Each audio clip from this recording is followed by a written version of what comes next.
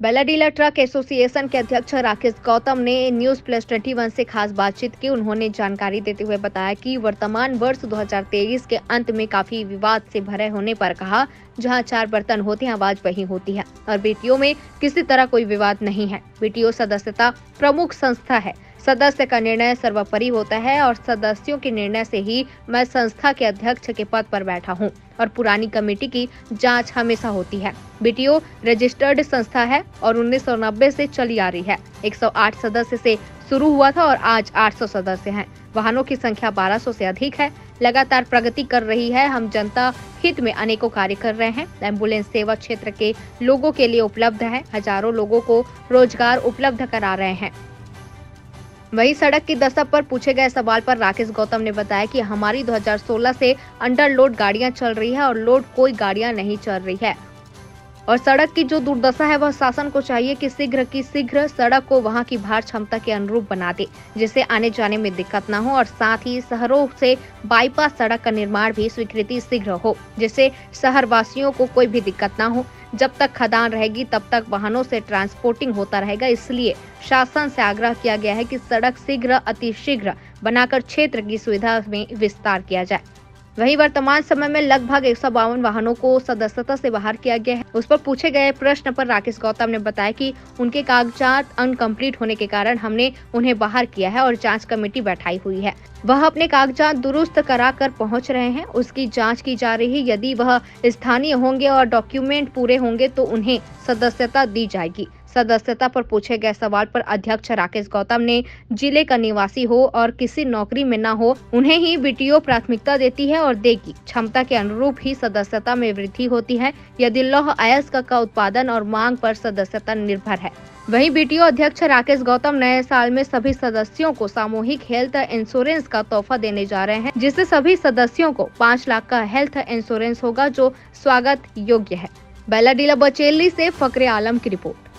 सबसे पहले मैं आपको बीटीओ की दशा बहुत बेहतर है और ये संस्था आज विगत 32 सालों से यहाँ काम कर रही है। हम जब इस संस्था को शुरू किए तो हमारे पास 108 मेंबर थे।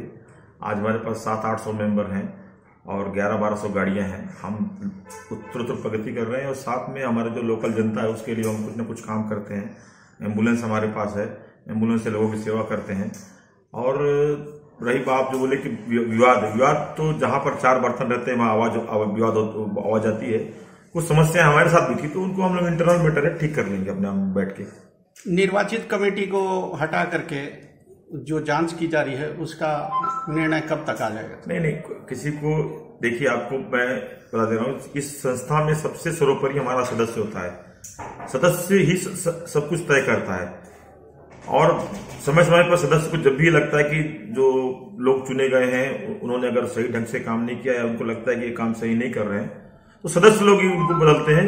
कोई हटाया किसी नहीं जाता किसी और जो भी लोग हैं वो काम करने के लिए आते हैं। आज मैं हूं, कल कोई और आके बैठेगा, वो काम ही करेगा। और अगर मैं भी अच्छे से काम नहीं करूंगा तो सदस्यों को अधिकार है, वो मेरे को भी कल यहाँ से बोलेंगे आप जाइए, दूसरे लोगों को बैठा के उनसे काम करवाएंगे। जो अच्छा काम करेगा कोई कुर्सी में रहेगा। ये किसी का कुर्सी परमानेंट नहीं है।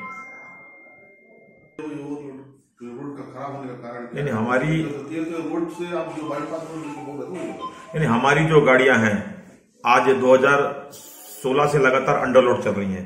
ओवरलोड वाला काम बंद हो गया है और हमको जितनी पासिंग मिली है, जो सरकार हम जितना हम टैक्स भर रहे हैं हम उतना ही माल भर रहे हैं। और रोड की गुणवत्ता हो तो पीडब्ल्यू विभाग बताएगा। और वास्तव में इस समय रोड की स्थिति काफी जर्जर है। हम लोग एडवांस टैक्स देते हैं, एडवांस सारा पेपर रखते हैं और हमें चाहते हैं, शासन से मांग करते हैं कि हमारे जो आरन की जो गाड़ियां चलती हैं इनके लिए एक बाईपास सड़क हो, जिससे हमको किसी के शहर में किसी को टच ना करना पड़े। हमारी गाड़ियां माल भर के बाहर से बाहर निकल जाए, क्योंकि ये निरंतर चलने वाला काम है। 1-2-4 साल में बंद वाला काम नहीं है। जब तक ये खदान रहेगी गाड़ियां चलती रहेंगी, इसलिए एक वैकल्पिक व्यवस्था होनी चाहिए जिससे हमको परिवहन करने में आराम हो। 152 या 53 गाड़ियों को जो बाहर किया गया है उसके ऊपर आप क्या कहना चाहेंगे? नहीं, बाहर जो किया गया है वो हमारा एक नियम है। उस नियम के तहत कोई बाहर नहीं किया गया है। उनके हमारे पास पेपर अनकम्प्लीट थे तो उन पेपर अनकम्प्लीट होने के कारण को हम अभी अस्थायी तौर से बाहर किए हैं। जो लोग उसमें पेपर लाके दे रहे हैं और हमारी जो जांच कमेटी उसमें सहमत हो रही है। जांच की प्रक्रिया में ये कोई जांच पहली बार नहीं हो रही है, सतत चलने वाली प्रक्रिया है। हर कार्यकाल के बाद उसकी जांच की जाती है, ताकि उसकी एक न्याय के बना रहे लोगों में डर रहे कि मेरे जाने के बाद भी मेरे ऊपर कार्रवाई होगी। इसलिए तो सतत चलने वाली प्रक्रिया है, कोई एक दिन के लिए हम नहीं करते। मेरे भी मैं भी 5 साल इसमें अध्यक्ष रहा, जब मेरा कार्यकाल खत्म हुआ तो मेरी भी जांच की गई। ये कोई नया प्रक्रिया, नया बात नहीं है, तो ये चलते रहता है। सर, ये मेंबरशिप का क्या प्रोसीजर है आप क्या? हमारे पास मेंबरशिप का प्रोसीजर ये है कि मेंबरशिप कोई प्रोसीजर नहीं है, और ना ही इसका तरीका यह है कि जो नए लोग आते हैं जिनके पास एनएमडीसी और एसआर के यहाँ के बाद जिसको रोजगार नहीं मिलता है, वो हमारे संस्था के माध्यम से अगर रोजगार करना चाहते हैं तो हम लोग इसी को कुछ प्रतिशत बढ़ाते हैं। तो जो प्रतिशत हमारे पास है, जो हमारी क्षमता है यहाँ पर लोडिंग की, उसके हिसाब से हम मेंबरों को बढ़ाते हैं और उसमें फिर से देखते हैं कि हमारे पास कितने लोग हम और एडजस्ट कर सकते हैं, उतने लोग हम एडजस्ट करेंगे। फिर भविष्य में अगर काम बढ़ता है, भविष्य में अगर और स्थिति सुधरती है तो निश्चित नए लोगों को मौका दिया जाएगा। अभी तत्काल तो हमारे पास उतना बड़ा होप नहीं है, हमारी स्थिति उतनी अच्छी नहीं है। लोडिंग के लिए हमारी ड्यूटी की स्थिति बहुत अच्छी है, लेकिन लोडिंग के लिए हमारे पास उतनी गाड़ियां जितनी हैं उतना माल नहीं है। ये एनएमडीसी के उत्पादन के ऊपर और एनएमडीसी की पार्टियों के माल खरीदने के ऊपर है। जब भी व्यवस्था बढ़ेगी, पार्टियां ज्यादा आएंगी, माल ज्यादा रहेगा, निश्चित तौर पर हम नए मेंबरों को भी मौका देंगे। क्राइटेरिया नहीं बताया?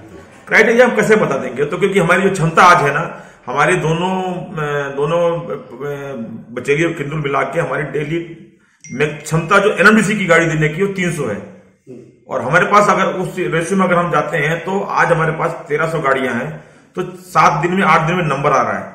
तो हम कैसे किसी को 50 लाख के कर्जे में डुबा दें मेंबरशिप देके? तो हम वो तो नहीं करेंगे। हम वही करेंगे जो हमको हमारा स्थिति अगर अच्छा रहेगा, निश्चित लोगों को जोड़ा जाएगा हमारे और ग्रुप को बढ़ाया जाएगा। लेकिन अभी स्थिति हमारी वैसी नहीं है, जब होगी तो निश्चित तौर पर लोगों को मेंबरशिप देंगे और बढ़ाया जाएगा। नहीं, बीपीएस से हट करके बीटीओ बनाया गया था, तो उसका कुछ क्राइटेरिया होगा कि हम हमारा जो क्राइटेरिया हमारा जो बैलाज है वो एक बोलता है, हमारा बैलाज ये बोलता है कि दंतेवाड़ा जिला का जो निवासी, मूल निवासी, सिर्फ निवासी नहीं, अगर आप किराए के क्वार्टर में रहते हैं या आप यहाँ नौकरी करने के लिए आप आए हैं तो उसको मूल निवासी नहीं मानते। जो यहाँ के मूल निवासी, जो यहाँ पर आज 60-70 साल से रह रहे हैं, उनको प्रायोरिटी पे यहाँ पर मेंबरशिप दी जाती है। और आगे भविष्य या बीटीओ का भविष्य यही है जो है दंतेवाड़ा जिला। ठीक है, धन्यवाद। अभी हम लोग अपने सभी सदस्यों का हेल्थ इंश्योरेंस करा रहे हैं। 5 लाख रुपए तक उसके परिवार में किसी को भी खर्चा होता है, वो भुगतान बीटीओ करेगा इंश्योरेंस के माध्यम से। बहुत अच्छी योजना।